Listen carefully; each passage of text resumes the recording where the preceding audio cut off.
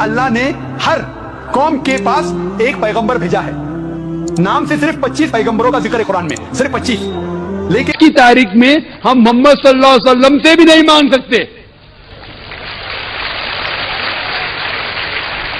باقی لوگ کو تو چھوڑو, سنت اور باقی بابا لوگ کو چھوڑو, محمد صلی اللہ علیہ وسلم کو بھی ماننا ہمارے لیے حرام ہے, جو شخص مر چکا ہے. معاذ اللہ. ہمارے آخری پیغمبر محمد صلی اللہ علیہ وسلم کہتے ہیں کہ اللہ نے اس زمین پہ 1,24,000 پیغمبروں کو بھیجے ہیں, نام سے صرف 25 کا ذکر ہے. تو اگر کوئی شخص مجھ سے پوچھتا ہے کہ شری کرشن یا شری رام کیا پیغمبر ہو سکتے ہیں خدا کے, تو میں یہ کہہ سکتا ہوں کیونکہ ان کا نام قرآن میں موجود نہیں ہے, ہو بھی سکتے ہیں نہیں بھی ہو سکتے ہیں. یہ پاکستان میں باہر سے ایک فتنے کو دعوت دی جا رہی ہے جس کے موضوعات نبی اکرم نور مجسم شفیع معظم صلی اللہ علیہ وسلم جو اس نے مسئلے اور نظریات گڑے ہوئے ہیں ان پر وہ میرے ساتھ مناظرہ کرے. میری طرف سے بل سے جو کیڑا مکوڑا باہر نکلتا ہے وہ مجھے پھر چیلنج کر رہا ہے, تو میں کہتا ہوں کہ سارے جو اتنا شور مچا رہے ہو تو اسی کو ہی تیار کرو. پھر امت پر شرک کے فتوے کس منہ سے لگاتا, وہ پھر اپنی حد میں رہے. 14 صدیوں میں امت کا مسلک رہا ہے, اس مسلک پر شرک کے فتوے کیوں داغتا ہے؟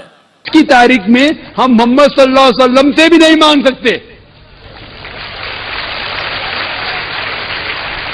باقی لوگ کو تو چھوڑو, سنت اور باقی بابا لوگ کو چھوڑو, محمد صلی اللہ علیہ وسلم کو بھی ماننا ہمارے لیے حرام ہے, جو شخص مر چکا ہے. معاذ اللہ. کہ اللہ نے ہر قوم کے پاس ایک پیغمبر بھیجا ہے, نام سے صرف 25 پیغمبروں کا ذکر ہے قرآن میں, صرف 25. لیکن ہمارے آخری پیغمبر محمد صلی اللہ علیہ وسلم کہتے ہیں کہ اللہ نے اس زمین پہ 1,24,000 پیغمبروں کو بھیجے ہیں, نام سے صرف 25 کا ذکر ہے. تو اگر کوئی شخص مجھ سے پوچھتا ہے کہ شری کرشن یا شری رام کیا پیغمبر ہو سکتے ہیں خدا کے, تو میں یہ کہہ سکتا ہوں کیونکہ ان کا نام قرآن میں موجود نہیں ہے, ہو بھی سکتے ہیں نہیں بھی ہو سکتے ہیں. یہ پاکستان میں باہر سے ایک فتنے کو دعوت دی جا رہی ہے جس کے موضوعات نبی اکرم نور مجسم شفیع معظم صلی اللہ علیہ وسلم کے کئی اوصاف و کمالات کے معاذ اللہ انکار پر مشتمل ہیں.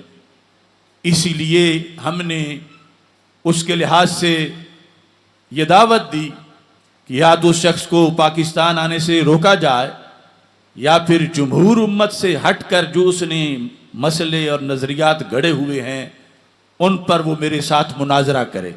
میری طرف سے ایک پوسٹ پر ان سب کی دم کو آگ لگی ہوئی ہے اور ہر سوراخ اور بل سے جو کیڑا مکوڑا باہر نکلتا ہے وہ مجھے پھر چیلنج کر رہا ہے.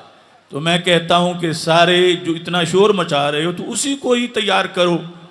پھر کہتے ہیں کہ اس کا یہ موضوع نہیں ہے, وہ محدث نہیں ہے, وہ فقیہ نہیں ہے, وہ صرف تقابل ادیان کے بارے میں گفتگو کر سکتا ہے.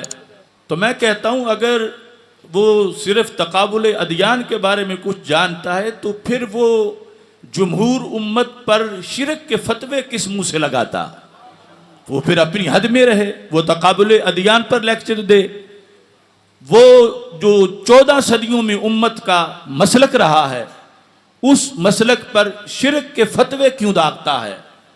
وہ توسل, برکت اور تبرک اور حیات النبی صلی اللہ علیہ وسلم جیسے موضوعات پر کس لیے امت کے جو عقائد و نظریات ہیں ان پر مختلف قسم کے تیر برساتا ہے.